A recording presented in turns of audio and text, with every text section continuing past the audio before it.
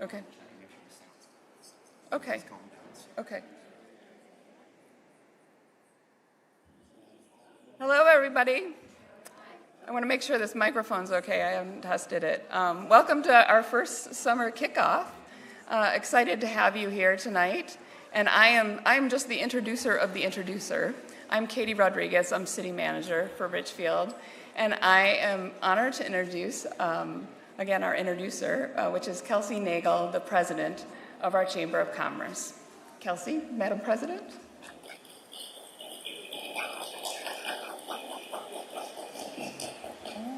Good evening, everybody.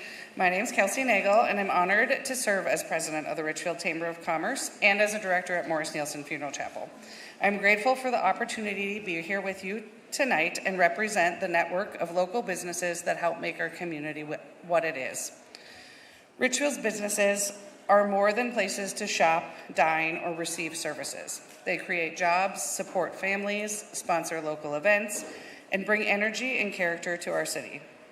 From long-standing establishments to new and emerging entrepreneurs, our business community reflects the diversity, creativity, and resilience of Richfield itself. This year, our businesses have faced unique challenges. Despite uncertainty and change, our local business community has adapted and persevered. We are fortunate to have strong partnerships with the City of Richfield and the steady support of our residents, who continue to choose local. That collaboration between businesses, residents, and city leadership is what keeps Richfield vibrant. It's now my pleasure to introduce someone who's been a strong partner to both our business community and our residents, and who continues to lead with commitment and care for our city. Please join me in welcoming Mayor Mary Seppel.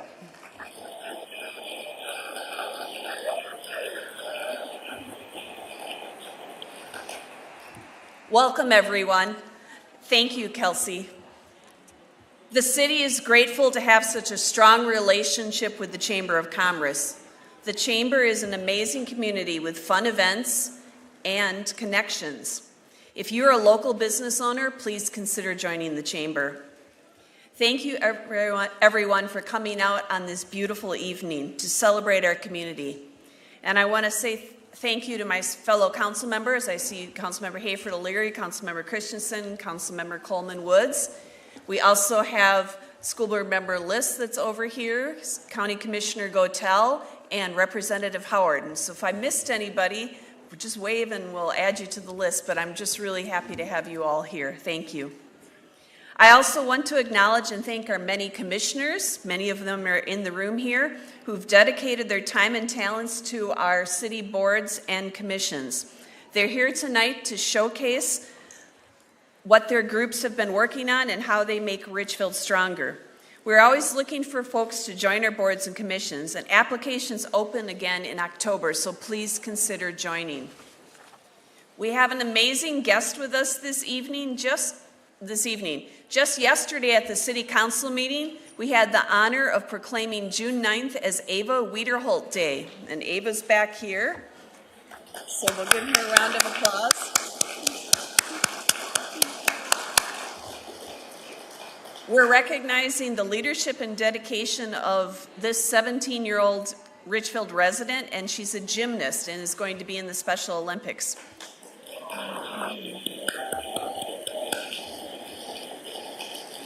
Ava was recently awarded a gold medal at the state level in artistic gymnastics, and that qualified her for the USA Special Olympic Games that will be held at the University of Minnesota at the end of June.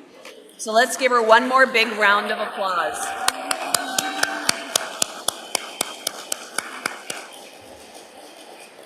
Good luck, Ava. And if you want to learn more about the Special Olympics, she has a table out front. Our theme tonight is Stronger Together. We all know this is true in our heads, but I think the last 12 months have shown us that it's true in what we've seen, done, and felt right here in our community. There have been too many occasions where our community has needed to come together in support, love, and encouragement. Nearly a year ago, Representative Melissa Hartman and her husband Mark were shot and killed in an act of political violence that stunned the nation. Later in the summer, We were devastated by the school shooting just 1 mile from us at Annunciation. During this crisis, we were reminded that our community extends beyond the city limits. Many Richfield families are part of the broader Annunciation community, and our public safety officers help to support and help to cover shifts for Minneapolis in the aftermath of the tragedy. Thank you.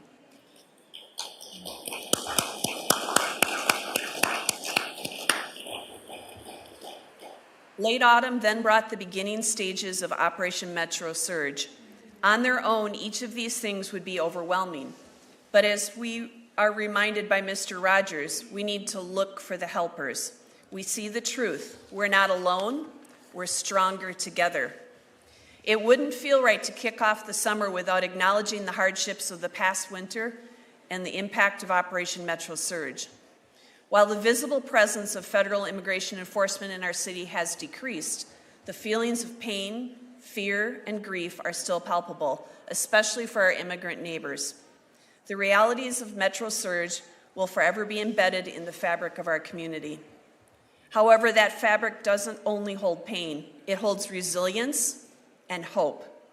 It also holds love, woven tightly by the power of compassion from one neighbor to another. As during previous crises, Richfield has shown that we are stronger together. Overnight, our community showed up for each other in ways I've never seen before. Groups mobilized quickly, handling the needs of our vulnerable neighbors with great care and consideration. We saw people donating food, clothes, and time. The community rallied and prioritized supporting local businesses that were hurting. Volunteers came out to help children get safely to and from school, day in and day out. We saw people use the peaceful power of observation and presence to demonstrate their solidarity with our community. It would be nearly impossible to quantify the total amount of mutual aid shared across Richfield during that time. One organization alone, the Richfield Community Safety Network, which grew out of the crisis, facilitated over $1.6 million in community aid. Our staff, they do deserve a round of applause.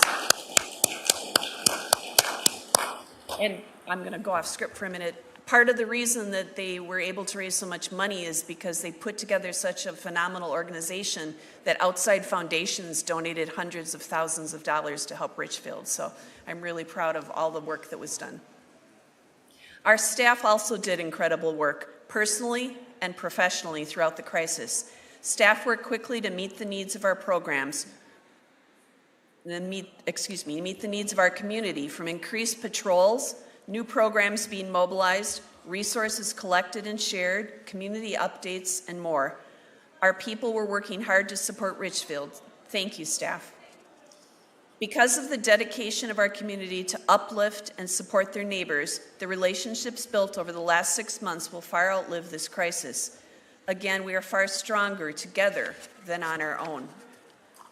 As we do every summer, later this month, the city will award the Jean and Mary Jacobson Award to an individual or group in the community whose commitment to human rights and the betterment of the city has not gone unnoticed. This year, our Human Rights Commission received a record number of nominations, as so many people and groups in our community showed tremendous commitment to Richfield. In fact, I was told that one nomination included all the good neighbors of Richfield. Well done, Richfield. Come back in a few weeks on June 23rd to the City Council meeting to find out who won this year's award. A huge part of keeping Richfield as a hometown for all is investing in the future of our city. To better serve the future residents of Richfield, many of whom are today's youth who you've been walking around with here today, the city has been making plans and taking steps to ensure the long-term success of our beloved amenities and cornerstones. As you all remember, our community overwhelmingly voted to invest in our parks and recreation systems during the 2024 election with the approval of a local sales tax. Those tax revenues are already being put to work with major construction projects in progress. Over at Wood Lake Nature Center, the project is well underway with the new building fully enclosed, sheetrock going up inside, and utilities installed. Grading and landscaping will be happening soon, and then the work will shift to displays and interior finishes. We hope to be open to the public by the end of 2026. At Veterans Park, our outdoor pool project is complete and ready for the first cannonballs this Friday at noon.